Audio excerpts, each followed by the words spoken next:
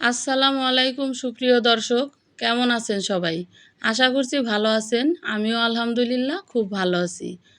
আজকে আপনাদেরকে আমি ব্রয়লার মুরগি ভুনা করে দেখাবো।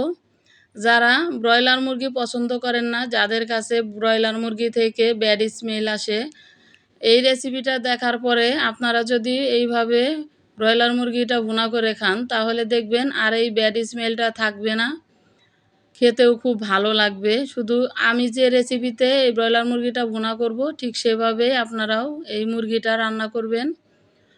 তো আমি প্রথমেই এখানে নিয়েছি 1.5 কেজি ব্রয়লার মুরগিটা আমি রেগুলার কাট করে নিয়েছি। মুরগির মাংসটাকে আমি খুব ভালোভাবে ধুয়ে পানিটাকে ঝরিয়ে নিয়েছি প্রথমে। এবার এখানে দিলাম হলুদের গুঁড়া 1 চা চামচ, মরিচের গুঁড়া দিলাম 1 চা চামচ, আর দিচ্ছি 1 চা চামচ লবণ, 1 টেবিল চামচ সয়াবিন তেল। এই সব কিছু দিয়ে এখন মাখিয়ে নেব খুব ভালোভাবে। আমি 15 থেকে 20 মিনিটের মতো ম্যারিনেট করে রেখে দেব। আপনাদের যদি সময় কম থাকে সেক্ষেত্রে সঙ্গে সঙ্গেও ভেজে নিতে পারেন। এখানে দিলাম 2 চা চামচ হলুদের গুঁড়া, 1 টেবিল চামচ মরিচের গুঁড়া, 2 চা চামচ ধনিয়ার গুঁড়া, 2 চা চামচ জিরার গুঁড়া। এখানে ঝালটা আপনাদের পছন্দ অনুযায়ী দিবেন। যারা কম ঝাল খান তারা একটু কমিয়ে দিবেন। এবার অল্প পরিমাণে পানি দিয়ে এই মশলাগুলো আমি কিছুক্ষণ ভিজিয়ে রেখে দেব। এই মশলাগুলো যদি এভাবে ভিজিয়ে রেখে তারপরে যে কোনো কিছুই রান্না করা যায়, তাহলে দেখা যাবে যে এই গুঁড়া মশলা থেকে বাটা মশলার স্বাদ পাওয়া যায়। আপনাদের যদি আমার এই ভিডিওটি ভালো লাগে তাহলে প্লিজ লাইক, কমেন্ট এবং শেয়ার করে দেবেন। আর যারা এখন আমার চ্যানেলটিকে সাবস্ক্রাইব করেননি তারা প্লিজ আমার চ্যানেলটিকে সাবস্ক্রাইব করে আমাকে সাপোর্ট করবেন। তো এই মুরগির মাংসটা ভুনা করার জন্য আমি প্রথমেই চুলায় একটি প্যান বসিয়ে দিলাম।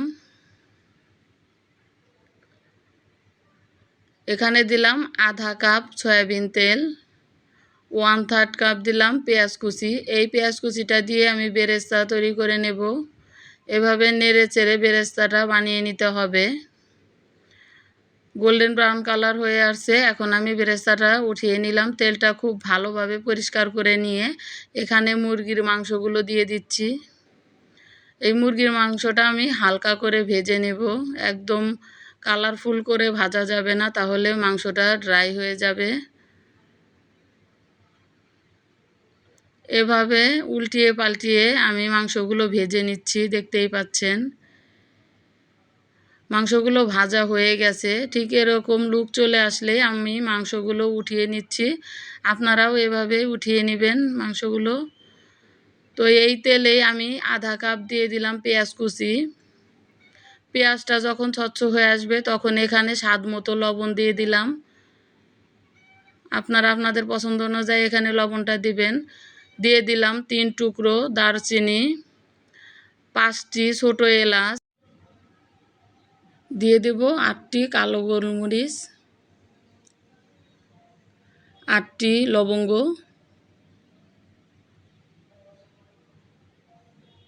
1/3 কাপ পেঁয়াজ বাটা, 1 টেবিল চামচ রসুন বাটা। এই পেঁয়াজ রসুন এই মশলাগুলো আমি খুব ভালোভাবে এখন ভেজে নেব। এ সময় কিন্তু চুলাটাকে আমি লো টু মিডিয়ামে রেখে দিয়েছি। কিছুক্ষণ ভেজে নেওয়ার পর এখানে দিয়ে দিচ্ছি তেজপাতা। 2টি তেজপাতা আমি মাঝখান দিয়ে ছিঁড়ে দিচ্ছি। আমি এগুলো ততক্ষণ পর্যন্ত ভাজবো যতক্ষণ পর্যন্ত এগুলো থেকে কাঁচা গন্ধটা দূর না হবে, ঠিক ততক্ষণ পর্যন্ত আমি এগুলো ভেজে নিচ্ছি। দেখতেই পাচ্ছেন যখন এরকম লুক চলে আসবে তখন আমি এখানে দিয়ে দিলাম 1 টেবিল চামচ আদা বাটা, আর সেই ভিজিয়ে রাখা মশলাটা এখানে দিয়ে দিলাম। মশলাটা যাতে করে পুড়ে না যায় সেই জন্য এখানে দিয়ে দিচ্ছি অল্প পরিমাণে পানি। পানিটা দিয়ে এবার একটু কষিয়ে নিচ্ছি মশলাগুলো। সব কিছু কষানো হয়ে গেলে এবার আমি দিয়ে দেব সেই ভেজে রাখা মাংসগুলো।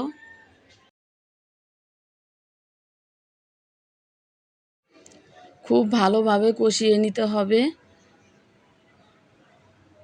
দেখতেই পাচ্ছেন উপরে তেল উঠে আসছে। এখন আমি এখানে দিয়ে দিব 2 কাপ পানি।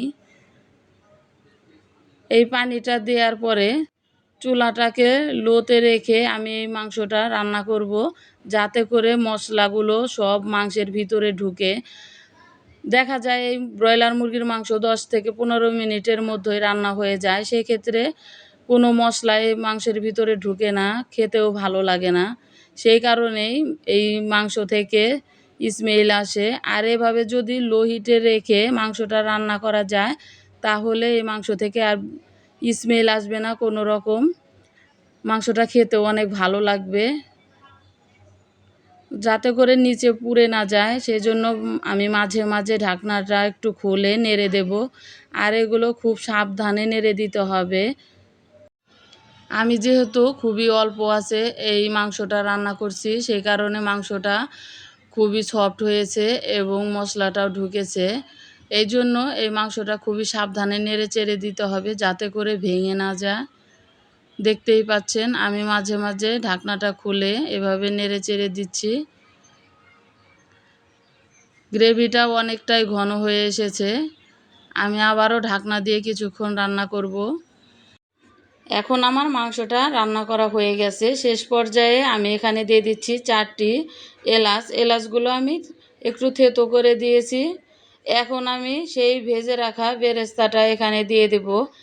শেষ মুহূর্তে এই এলাচ আর এই বেরেস্তাটা দেওয়ার কারণে এই মাংস ভুনার টেস্টটাই হবে অসাধারণ। এখন আমার মাংসটা ভুনা করা শেষ। এখন আমি একটা সার্ভিং ডিশে সার্ভ করে দেখিয়ে দিচ্ছি মাংসটা কীরকম হয়েছে।